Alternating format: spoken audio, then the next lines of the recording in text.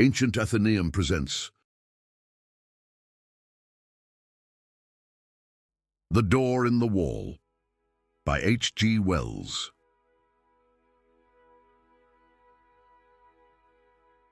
One confidential evening, not 3 months ago, Lionel Wallace told me this story of the door in the wall.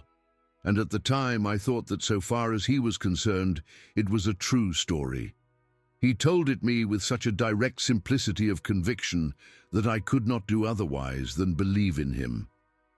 But in the morning, in my own flat, I woke to a different atmosphere, and as I lay in bed and recalled the things he had told me, stripped of the glamour of his earnest, slow voice, denuded of the focused, shaded table light, the shadowy atmosphere that wrapped about him and me, and the pleasant, bright things, the dessert and glasses and napery of the dinner we had shared, making them for the time a bright little world quite cut off from everyday realities, I saw it all as frankly incredible.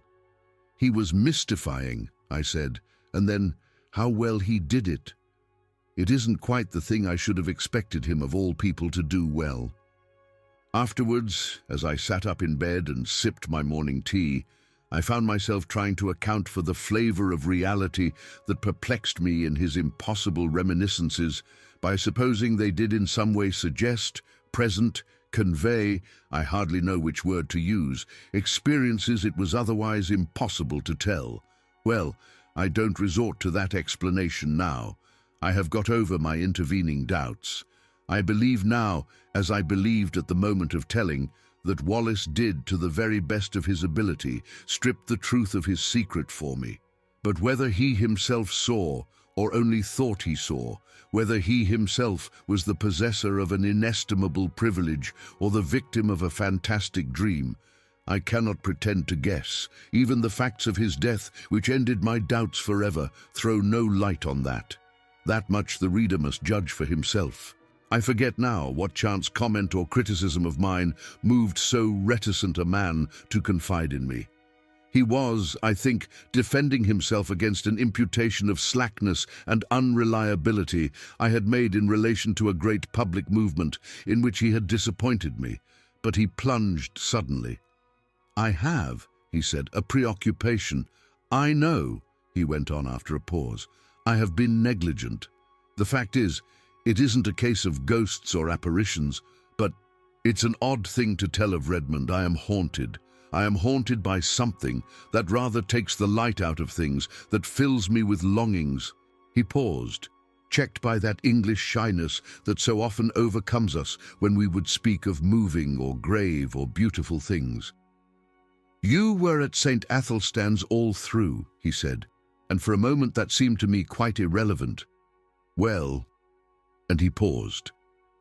Then very haltingly at first, but afterwards more easily, he began to tell of the thing that was hidden in his life, the haunting memory of a beauty and a happiness that filled his heart with insatiable longings, that made all the interests and spectacle of worldly life seem dull and tedious and vain to him.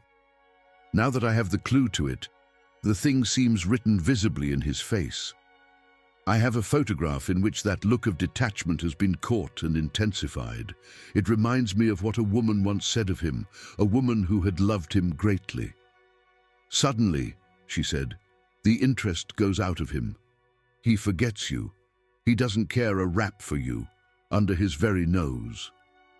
Yet the interest was not always out of him. And when he was holding his attention to a thing, Wallace could contrive to be an extremely successful man. His career, indeed, is set with successes. He left me behind him long ago. He soared up over my head and cut a figure in the world that I couldn't cut anyhow. He was still a year short of 40, and they say now that he would have been in office and very probably in the new cabinet if he had lived. At school, he always beat me without effort, as it were by nature. We were at school together at St. Athelstan's College in West Kensington for almost all our school time. He came into the school as my co-equal, but he left far above me in a blaze of scholarships and brilliant performance. Yet I think I made a fair average running, and it was at school I heard first of the door in the wall, that I was to hear of a second time only a month before his death. To him at least the door in the wall was a real door, leading through a real wall to immortal realities. Of that I am now quite assured. And it came into his life quite early, when he was a little fellow between 5 and 6. I remember how, as he sat making his confession to me with a slow gravity, he reasoned and reckoned the date of it. There was, he said, a crimson Virginia creeper in it, all one bright uniform crimson, in a clear amber sunshine against a white wall. That came into the impression somehow, though I don't clearly remember how, and there were horse chestnut leaves upon the clean pavement outside the green door. They were blotched yellow and green, you know, not brown nor dirty, so that they must have been new fallen. I take it that means October. I look out for horse chestnut leaves every year, and I ought to know. If I'm right in that, I was about 5 years and 4 months old. He was, he said, rather a precocious little boy. He learnt to talk at an abnormally early age, and he was so sane and old-fashioned, as people say, that he was permitted an amount of initiative that most children scarcely attain by 7 or 8. His mother died when he was 2, and he was under the less vigilant and authoritative care of a nursery governess. His father was a stern, preoccupied lawyer who gave him little attention and expected great things of him. For all his brightness, he found life a little grey and dull, I think. And one day he wandered. He could not recall the particular neglect that enabled him to get away, nor the course he took among the West Kensington roads. All that had faded among the incurable blurs of memory. But the white wall and the green door stood out quite distinctly. As his memory of that childish experience ran, he did at the very first sight of that door experience a peculiar emotion, an attraction, a desire to get to the door and open it and walk in. And at the same time, he had the clearest conviction that either it was unwise or it was wrong of him, he could not tell which, to yield to this attraction. He insisted upon it as a curious thing that he knew from the very beginning, unless memory has played him the queerest trick, that the door was unfastened and that he could go in as he chose. I seemed to see the figure of that little boy, drawn and repelled. And it was very clear in his mind too, though why it should be so was never explained, that his father would be very angry if he went in through that door. Wallace described all these moments of hesitation to me with the utmost particularity. He went right past the door, and then, with his hands in his pockets and making an infantile attempt to whistle, strolled right along beyond the end of the wall. There, he recalls a number of mean, dirty shops, and particularly that of a plumber and decorator with a dusty disorder of earthenware pipes, sheet lead, ball taps, pattern books of wallpaper and tins of enamel. He stood pretending to examine these things and coveting, passionately desiring the green door. Then, he said, he had a gust of emotion. He made a run for it, lest hesitation should grip him again. He went plump with outstretched hand through the green door and let it slam behind him. And so, in a trice, he came into the garden that has haunted all his life. It was very difficult for Wallace to give me his full sense of that garden into which he came. There was something in the very air of it that exhilarated, that gave one a sense of lightness and good happening and well-being. There was something in the sight of it that made all its color clean and perfect and subtly luminous. In the instant of coming into it, one was exquisitely glad, as only in rare moments, and when one is young and joyful, one can be glad in this world. And everything was beautiful there. Wallace mused before he went on telling me. You see, he said, with the doubtful inflection of a man who pauses at incredible things, there were 2 great panthers there. Yes, spotted panthers. And I was not afraid. There was a long, wide path with marble-edged flower borders on either side, and these 2 huge velvety beasts were playing there with a ball. One looked up and came towards me, a little curious as it seemed. It came right up to me, rubbed its soft round ear gently against the small hand I held out and purred. It was, I tell you, an enchanted garden. I know. And the size. Oh, it stretched far and wide, this way and that. I believe there were hills far away. Heaven knows where West Kensington had suddenly got to, and somehow it was just like coming home. You know, in the very moment the door swung to behind me, I forgot the road, with its fallen chestnut leaves, its cabs and tradesmen's carts. I forgot the sort of gravitational pull back to the discipline and obedience of home. I forgot all hesitations and fear, forgot discretion, forgot all the intimate realities of this life. I became in a moment a very glad and wonder-happy little boy, in another world. It was a world with a different quality, a warmer, more penetrating and mellower light, with a faint, clear gladness in its air and wisps of sun-touched cloud in the blueness of its sky. And before me ran this long, wide path invitingly, with weedless beds on either side, rich with untended flowers, and these two great panthers. I put my little hands fearlessly on their soft fur and caressed their round ears and the sensitive corners under their ears and played with them, and it was as though they welcomed me home. There was a keen sense of homecoming in my mind, and when presently a tall, fair girl appeared in the pathway and came to meet me, smiling, and said, "Well," to me, and lifted me and kissed me and put me down and led me by the hand, there was no amazement, but only an impression of delightful lightness, of being reminded of happy things that had in some strange way been overlooked. There were broad red steps, I remember, that came into view between spikes of delphinium, and up these we went to a great avenue between very old and shady dark trees. All down this avenue, you know, between the red-chapped stems, were marble seats of honor and statuary, and very tame and friendly white doves. Along this cool avenue my girlfriend led me, looking down. I recall the pleasant lines, the finely modeled chin of her sweet, kind face, asking me questions in a soft, agreeable voice, and telling me things, pleasant things I know, though what they were I was never able to recall. Presently, a little capuchin monkey, very clean, with a fur of ruddy brown and kindly hazel eyes, came down a tree to us and ran beside me, looking up at me and grinning, and presently leapt to my shoulder. So we two went on our way in great happiness. He paused. "Go on," I said. "I remember little things.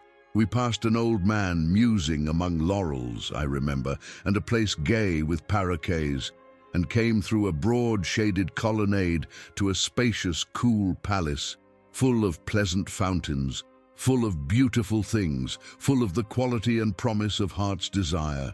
And there were many things and many people, some that still seem to stand out clearly and some that are a little vague. But all these people were beautiful and kind.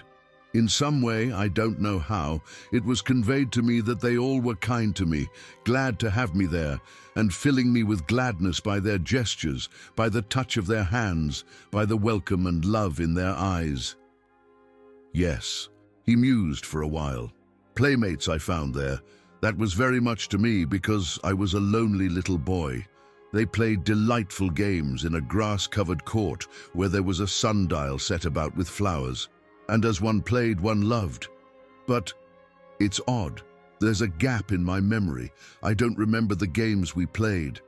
I never remembered. Afterwards, as a child, I spent long hours trying, even with tears, to recall the form of that happiness. I wanted to play it all over again, in my nursery, by myself. No! All I remember is the happiness and two dear playfellows who were most with me. Then presently came a somber, dark woman with a grave, pale face and dreamy eyes, a somber woman wearing a soft, long robe of pale purple, who carried a book and beckoned and took me aside with her into a gallery above a hall, though my playmates were loath to have me go, and ceased their game, and stood watching as I was carried away. "Come back to us," they cried. "Come back to us soon." I looked up at her face, but she heeded them not at all. Her face was very gentle and grave.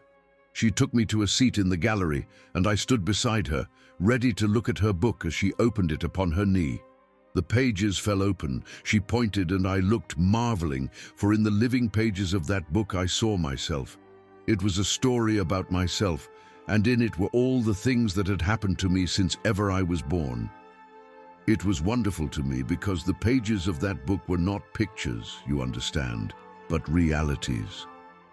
Wallace paused gravely, looked at me doubtfully. "Go on," I said. "I understand." They were realities, yes, they must have been. People moved and things came and went in them. My dear mother, whom I had near forgotten. Then my father, stern and upright, the servants, the nursery, all the familiar things of home. Then the front door and the busy streets, with traffic to and fro. I looked and marveled, and looked half doubtfully again into the woman's face, and turned the pages over, skipping this and that, to see more of this book and more. And so at last I came to myself, hovering and hesitating outside the green door in the long white wall, and felt again the conflict and the fear. "And next?" I cried, and would have turned on, but the cool hand of the grave woman delayed me. "Next?" I insisted, and struggled gently with her hand, pulling up her fingers with all my childish strength, and as she yielded and the page came over, she bent down upon me like a shadow and kissed my brow. But the page did not show the enchanted garden, nor the panthers, nor the girl who had led me by the hand, nor the playfellows who had been so loath to let me go. It showed a long grey street in West Kensington in that chill hour of afternoon before the lamps are lit, and I was there, a wretched little figure weeping aloud, for all that I could do to restrain myself. And I was weeping because I could not return to my dear playfellows who had called after me, "Come back to us soon." I was there. This was no page in a book, but harsh reality. That enchanted place and the restraining hand of the grave mother at whose knee I stood had gone. Whither had they gone? He halted again and remained for a time staring into the fire. "Oh, the woefulness of that return," he murmured. "Well?" I said after a minute or so. Poor little wretch I was, brought back to this grey world again. As I realized the fullness of what had happened to me, I gave way to quite ungovernable grief. And the shame and humiliation of that public weeping and my disgraceful homecoming remain with me still. I see again the benevolent-looking old gentleman in gold spectacles who stopped and spoke to me, prodding me first with his umbrella. "Poor little chap," said he, "and are you lost then? And me a London boy of 5 and more, and he must needs bring in a kindly young policeman and make a crowd of me, and so march me home." Sobbing, conspicuous and frightened, I came back from the enchanted garden to the steps of my father's house. That is as well as I can remember my vision of that garden, the garden that haunts me still.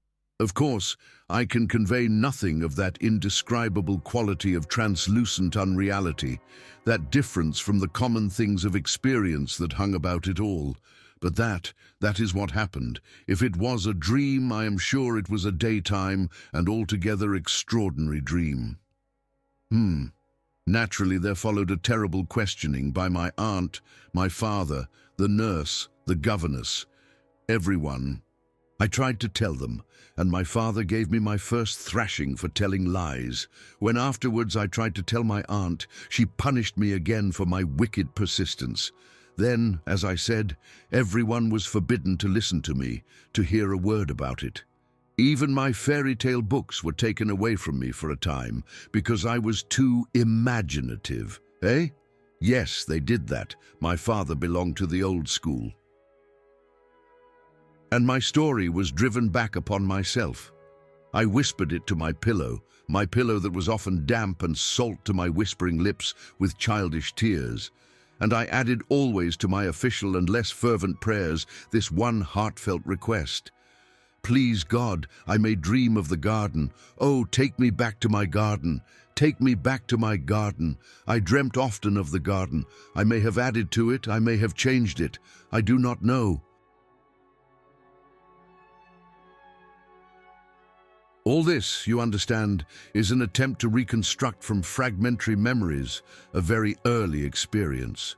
Between that and the other consecutive memories of my boyhood, there is a gulf. A time came when it seemed impossible I should ever speak of that wonder glimpse again. I asked an obvious question. "No," he said. "I don't remember that I ever attempted to find my way back to the garden in those early years. This seems odd to me now, but I think that very probably a closer watch was kept on my movements after this misadventure to prevent my going astray. No, it wasn't till you knew me that I tried for the garden again. And I believe there was a period, incredible as it seems now, when I forgot the garden altogether. When I was about 8 or 9, it may have been. Do you remember me as a kid at St. Athelstan's?" "Rather. I didn't show any signs, did I, in those days of having a secret dream?" He looked up with a sudden smile. "Did you ever play Northwest Passage with me?" "No, of course you didn't come my way. It was the sort of game," he went on, "that every imaginative child plays all day. The idea was the discovery of a Northwest Passage to school. The way to school was plain enough. The game consisted in finding some way that wasn't plain, starting off 10 minutes early in some almost hopeless direction and working my way round through unaccustomed streets to my goal. And one day I got entangled among some rather low-class streets on the other side of Camden Hill, and I began to think that for once the game would be against me and that I should get to school late. I tried rather desperately a street that seemed a cul-de-sac and found a passage at the end. I hurried through that with renewed hope. "I shall do it yet," I said, and passed a row of frowsy. He looked up with a sudden smile. "Did you ever play Northwest Passage with me?" "No, of course you didn't come my way. It was the sort of game," he went on, "that every imaginative child plays all day. The idea was the discovery of a Northwest Passage to school. The way to school was plain enough. The game consisted in finding some way that wasn't plain, starting off 10 minutes early in some almost hopeless direction, and working my way round through unaccustomed streets to my goal. And one day I got entangled among some rather low-class streets on the other side of Campden Hill, and I began to think that for once the game would be against me and that I should get to school late. I tried rather desperately a street that seemed a cul-de-sac and found a passage at the end. I hurried through that with renewed hope. "I shall do it yet," I said, and passed a row of frowsy. I suppose my second experience with the Green Door marks the world of difference there is between the busy life of a schoolboy and the infinite leisure of a child. Anyhow, this second time I didn't for a moment think of going in straight away. You see, for one thing, my mind was full of the idea of getting to school in time, set on not breaking my record for punctuality. I must surely have felt some little desire at least to try the door. Yes, I must have felt that. But I seem to remember the attraction of the door mainly as another obstacle to my overmastering determination to get to school. I was immensely interested by this discovery I had made. Of course, I went on with my mind full of it, but I went on. It didn't check me. I ran past, tugging out my watch, found I had 10 minutes still to spare, and then I was going downhill into familiar surroundings. I got to school, breathless, it is true, and wet with perspiration, but in time. I can remember hanging up my coat and hat, went right by it and left it behind me. Odd, eh? He looked at me thoughtfully. Of course, I didn't know then that it wouldn't always be there. Schoolboys have limited imaginations. I suppose I thought it was an awfully jolly thing to have it there, to know my way back to it, but there was the school tugging at me. I expect I was a good deal distraught and inattentive that morning, recalling what I could of the beautiful, strange people I should presently see again. Oddly enough, I had no doubt in my mind that they would be glad to see me. Yes, I must have thought of the garden that morning, just as a jolly sort of place to which one might resort in the interludes of a strenuous scholastic career. He looked up with a sudden smile. "Did you ever play Northwest Passage with me?" "No, of course you didn't come my way. It was the sort of game," he went on, that every imaginative child plays all day. The idea was the discovery of a northwest passage to school. The way to school was plain enough. The game consisted in finding some way that wasn't plain, starting off 10 minutes early in some almost hopeless direction and working my way round through unaccustomed streets to my goal. And one day I got entangled among some rather low-class streets on the other side of Camden Hill. And I began to think that for once the game would be against me and that I should get to school late. I tried rather desperately a street that seemed a cul-de-sac and found a passage at the end. I hurried through that with renewed hope. "I shall do it yet," I said, and passed a row of frowsy. He looked up with a sudden smile. "Did you ever play Northwest Passage with me?" "No, of course you didn't come my way." "It was the sort of game," he went on, "that every imaginative child plays all day. The idea was the discovery of a northwest passage to school. The way to school was plain enough. The game consisted in finding some way that wasn't plain, starting off 10 minutes early in some almost hopeless direction, and working my way round through unaccustomed streets to my goal. And one day I got entangled among some rather low-class streets on the other side of Campden Hill, and I began to think that for once the game would be against me and that I should get to school late. I tried rather desperately a street that seemed a cul-de-sac and found a passage at the end. I hurried through that with renewed hope. "I shall do it yet," I said, and passed a row of frowsy. I suppose my second experience with the green door marks the world of difference there is between the busy life of a schoolboy and the infinite leisure of a child. Anyhow, this second time I didn't for a moment think of going in straight away. You see, for one thing, my mind was full of the idea of getting to school in time, set on not breaking my record for punctuality. I must surely have felt some little desire at least to try the door. Yes, I must have felt that. But I seem to remember the attraction of the door mainly as another obstacle to my overmastering determination to get to school. I was immensely interested by this discovery I had made. Of course, I went on with my mind full of it, but I went on. It didn't check me. I ran past, tugging out my watch, found I had 10 minutes still to spare, and then I was going downhill into familiar surroundings. I got to school, breathless it is true, and wet with perspiration, but in time. I can remember hanging up my coat and hat, went right by it and left it behind me. Odd, eh? He looked at me thoughtfully. Of course, I didn't know then that it wouldn't always be there. Schoolboys have limited imaginations. I suppose I thought it was an awfully jolly thing to have it there, to know my way back to it, but there was the school tugging at me. I expect I was a good deal distraught and inattentive that morning, recalling what I could of the beautiful, strange people I should presently see again. Oddly enough, I had no doubt in my mind that they would be glad to see me. Yes, I must have thought of the garden that morning, just as a jolly sort of place to which one might resort in the interludes of a strenuous scholastic career. Well, he told my secret. The next day in the play interval I found myself surrounded by half a dozen bigger boys, half teasing and wholly curious to hear more of the enchanted garden. There was that big Fawcett. You remember him? And Carnaby and Morley Reynolds. You weren't there by any chance? No, I think I should have remembered if you were. A boy is a creature of odd feelings. I really believe, in spite of my secret self-disgust, a little flattered to have the attention of these big fellows.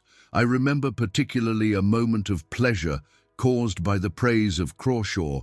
You remember Crawshaw Major, the son of Crawshaw the composer, who said it was the best lie he had ever heard. But at the same time, there was a really painful undertow of shame at telling what I felt was indeed a sacred secret. That beast Fawcett made a joke about the girl in green. Wallace's voice sank with the keen memory of that shame. I pretended not to hear, he said. Well, then Carnaby suddenly called me a young liar and disputed with me when I said the thing was true. I said I knew where to find the green door, could lead them all there in 10 minutes. Carnaby became outrageously virtuous and said I'd have to and bear out my words or suffer. Did you ever have Carnaby twist your arm? Then perhaps you'll understand how it went with me. I swore my story was true. There was nobody in the school then to save a chap from Carnaby, though Crawshaw put in a word or so. Carnaby had got his game. I grew excited and red-eared and a little frightened. I behaved altogether like a silly little chap, and the outcome of it all was that instead of starting alone for my enchanted garden, I led the way presently, cheeks flushed, ears hot, eyes smarting, and my soul one burning misery and shame, for a party of 6 mocking, curious and threatening schoolfellows. We never found the white wall and the green door. You mean? I mean I couldn't find it. I would have found it if I could. And afterwards, when I could go alone, I couldn't find it. I never found it. I seem now to have been always looking for it through my schoolboy days, but I never came upon it. Never. Did the fellows make it disagreeable? Beastly. Carnaby held a council over me for wanton lying. I remember how I sneaked home and upstairs to hide the marks of my blubbering, but when I cried myself to sleep at last, it wasn't for Carnaby, but for the garden, for the beautiful afternoon I had hoped for the sweet, friendly women and the waiting playfellows, and the game I had hoped to learn again, that beautiful, forgotten game. I believed firmly that if I had not told, I had bad times after that, crying at night and wool-gathering by day. For 2 terms I slackened and had bad reports. Do you remember? Of course you would. It was you, your beating me in mathematics, that brought me back to the grind again. For a time, my friend stared silently into the red heart of the fire. Then he said, I never saw it again until I was 17. It leapt upon me for the 3rd time, as I was driving to Paddington on my way to Oxford, and a scholarship I had just one momentary glimpse. I was leaning over the apron of my hansom, smoking a cigarette, and no doubt thinking myself no end of a man of the world, and suddenly there was the door, the wall, the dear sense of unforgettable and still attainable things. We clattered by, I too taken by surprise, to stop my cab until we were well past and round a corner. Then I had a queer moment, a double and divergent movement of my will. I tapped the little door in the roof. I got my scholarship. And the night after I was told of that, I sat over my fire in my little upper room, my study in my father's house, with his praise, his rare praise, and his sound counsels ringing in my ears. And I smoked my favorite pipe, the formidable bulldog of adolescence, and thought of that door in the long white wall. If I had stopped, I thought, I should have missed my scholarship. I should have missed Oxford, muddled all the fine career before me. I begin to see things better. I fell musing deeply, but I did not doubt then this career of mine was a thing that merited sacrifice. Those dear friends and that clear atmosphere seemed very sweet to me, very fine but remote. My grip was fixing now upon the world. I saw another door opening, the door of my career. He stared again into the fire. Its red light picked out a stubborn strength in his face for just one flickering moment, and then it vanished again. Well, he said and sighed, I have served that career. I have done much work, much hard work, but I have dreamt of the enchanted garden 1,000 dreams and seen its door, or at least glimpsed its door, 4 times since then. Yes, 4 times. For a while this world was so bright and interesting, seemed so full of meaning and opportunity, that the half-effaced charm of the garden was by comparison gentle and remote. Who wants to pat panthers on the way to dinner with pretty women and distinguished men? I came down to London from Oxford, a man of bold promise that I have done something to redeem. Something, and yet there have been disappointments. Twice I have been in love. I will not dwell on that. But once, as I went to someone who I knew, doubted whether I dared to come, I took a shortcut at a venture through an unfrequented road near Earl's Court, and so happened on a white wall and a familiar green door. Ah, odd, said I to myself, but I thought this place was on Campden Hill. It's the place I never could find somehow, like counting Stonehenge, the place of that queer daydream of mine. And I went by it intent upon my purpose. It had no appeal to me that afternoon. I had just a moment's impulse to try the door. 3 steps aside were needed at the most, though I was sure enough in my heart that it would open to me. And then I thought that doing so might delay me on the way to that appointment in which I thought my honor was involved. Afterwards, I was sorry for my punctuality. I might at least have peeped in, I thought, and waved a hand to those panthers. But I knew enough by this time not to seek again belatedly that which is not found by seeking. Yes, that time made me very sorry. Years of hard work after that, and never a sight of the door. It's only recently it has come back to me. With it, there has come a sense as though some thin tarnish had spread itself over my world. I began to think of it as a sorrowful and bitter thing that I should never see that door again. Perhaps I was suffering a little from overwork. Perhaps it was what I've heard spoken of as the feeling of 40. I don't know. But certainly, the keen brightness that makes effort easy has gone out of things recently, and that just at a time, with all these new political developments, when I ought to be working. Odd, isn't it? But I do begin to find life toilsome, its rewards, as I come near them, cheap. I began a little while ago to want the garden quite badly. Yes, and I've seen it 3 times. The garden? No, the door, and I haven't gone in.